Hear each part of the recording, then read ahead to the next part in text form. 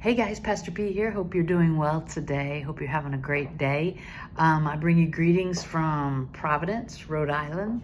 I'm flying today, working today. And so big shout out from Providence.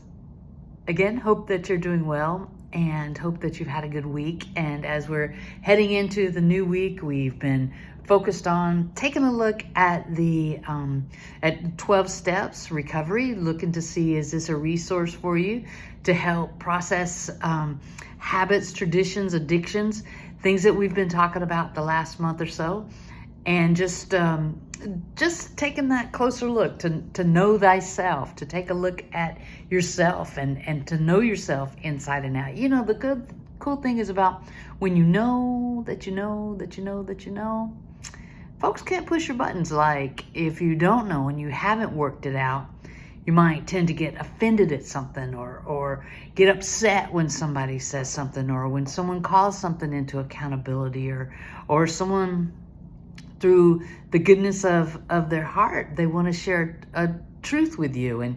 And yet sometimes we get so offended.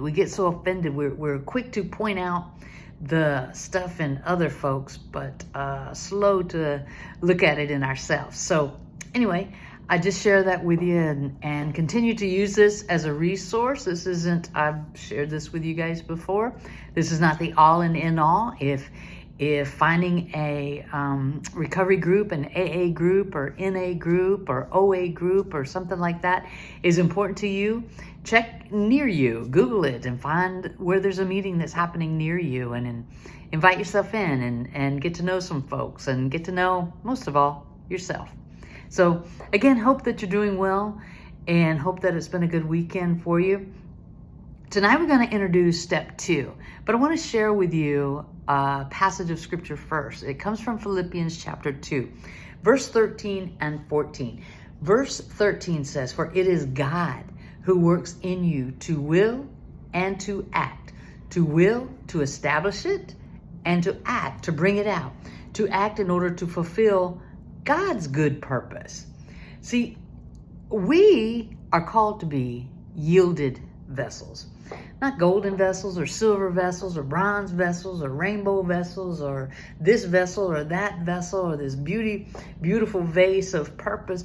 We are called to be willful and active, yielded vessels, yielded to God's will, yielded to God's movement, the divine moving and acting in our life.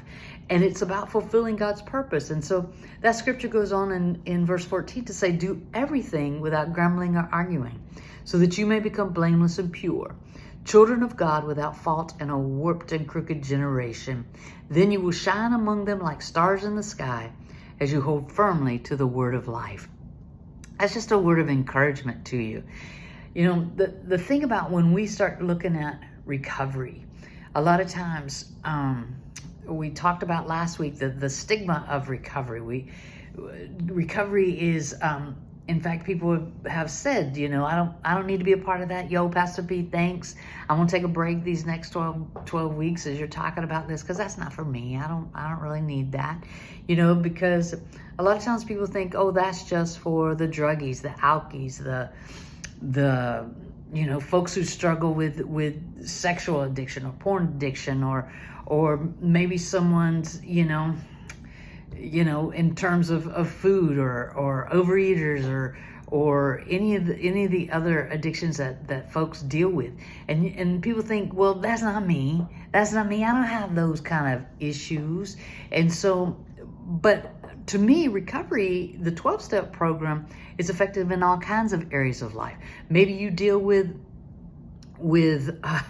goodness gracious, maybe you deal with the phone, or your phone, or gossip, or lying, or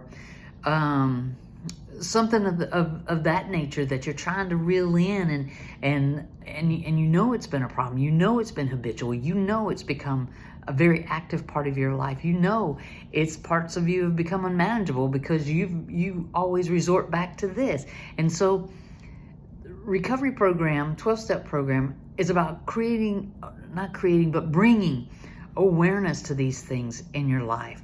So get rid of all the little titles and the labels that you put on folks, and just, rejoice that folks are taking a look on the inside, that folks are doing that open heart surgery and taking a look at their heart, taking a look at their mind.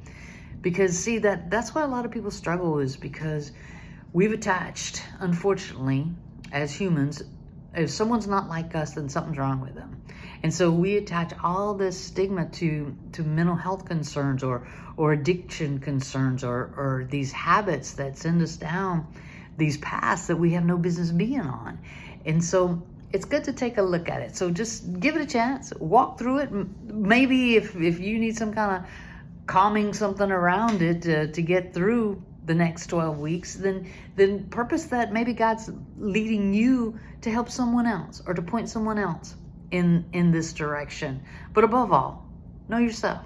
Point to yourself first before you start pointing to other people, okay? So in step number two of the 12-step program says we came to believe that a power greater than ourselves could restore us to sanity. We came to believe that a power greater than us, that we are not the all and end all. Okay, I know this is going to come as a shock to many of you, but you're not God. You're not divine source. You're not. I love you dearly. I hate to be the bearer of this kind of news to you, but you're not God. You're not in this control. There is a higher power that is working to bring about goodness. And that's what this particular passage was about.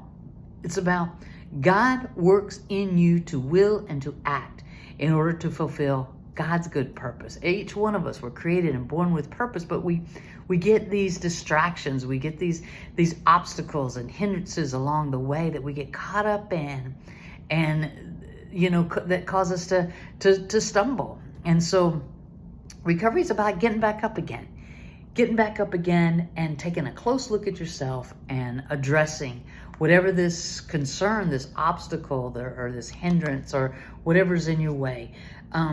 But I want us to be really clear about something.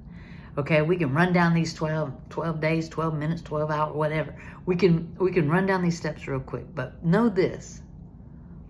Recovery is not a checklist. Oh, I did that. I believe that. Okay, I'm aware. Okay, I know God is God. Okay, God is my higher power. I have a higher power greater than me. Okay, check.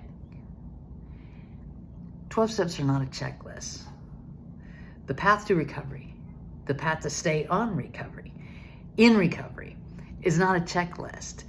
It's a practice. It's a daily practice of purpose. Okay, that's the way I see it.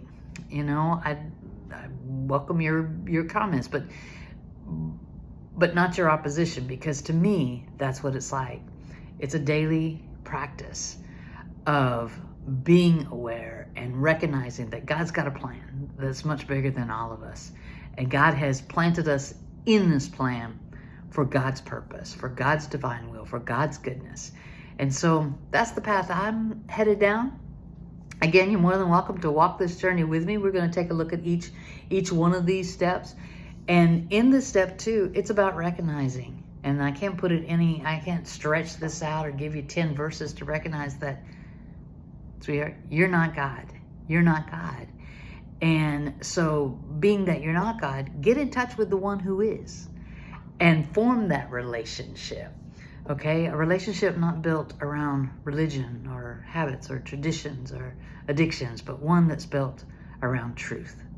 Know today that I love you greatly. I hope you're doing well. I always look forward to hearing from you. Have an absolutely awesome week, and we'll touch base again. Love you. Bye now.